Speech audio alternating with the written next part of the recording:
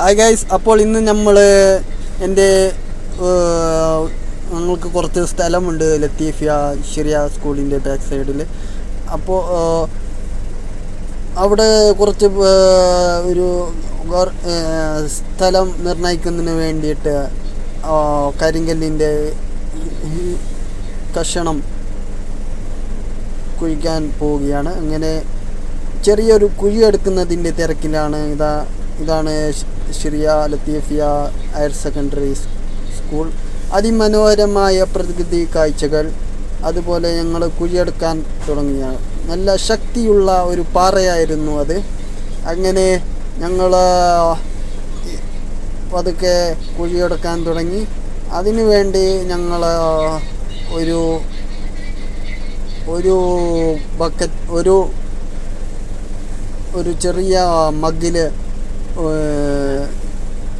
Cement, പിന്നെ 2 mug jelly, അതുപോലെ കുറച്ച് പൂഴി, അതുപോലെ കുറച്ച് വെള്ളം ഒക്കെ മിക്സ് ചെയ്തിട്ട് ഞങ്ങൾ ഒരു കോൺക്രീറ്റ് മിശ്രിതം ചേർത്ത് ആ ഒരു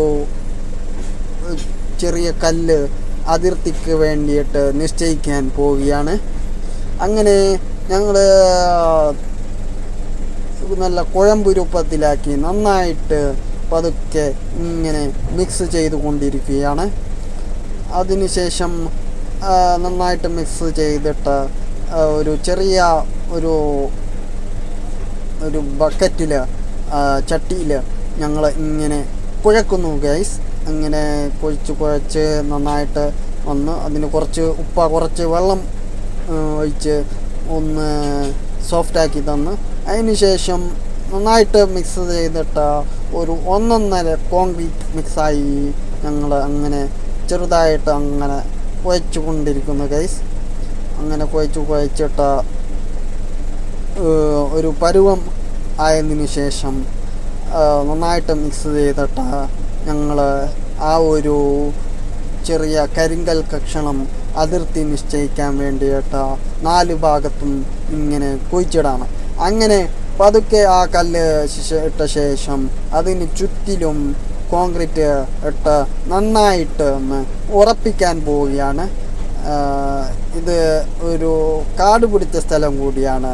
പിൽക്കാലത്ത് വരുവാണെങ്കിൽ ഞങ്ങളുടെ സ്ഥലം എവിടെയാണെന്ന് അന്വേഷിച്ചിട്ട് സമയം കളയണ്ടല്ലോ. അതിനു വേണ്ടിയിട്ടാണ് ഞങ്ങൾ 4 ഭാഗത്തും ഞങ്ങൾ ഒരു അതിർത്തി നിശ്ചയിക്കുന്നത്. നന്നായിട്ട് കാട് പിടിച്ചിരിക്കുന്ന സ്ഥലമായിരുന്നു.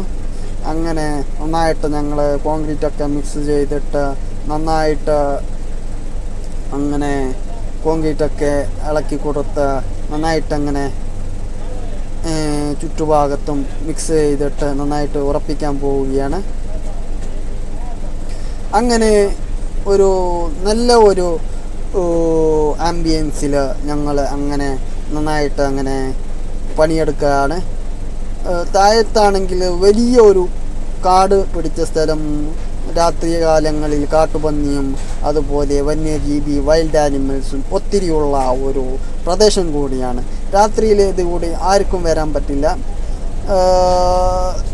ഇതൊരു സ്ഥലമെന്ന് പറഞ്ഞാൽ മുകളിൽ കുറച്ച് നല്ല ഒരു നിരപ്പുള്ള സ്ഥലം, താഴത്ത് ഒരു ഭയങ്കരമായ ആഴത്തിലുള്ള ഒരു സ്ഥലം കൂടിയാണ്. അങ്ങനെ ഞങ്ങൾ കരിങ്കൽ കഷണം പൂത്തിയിട്ട് കംപ്ലീറ്റ് ആവുന്നു.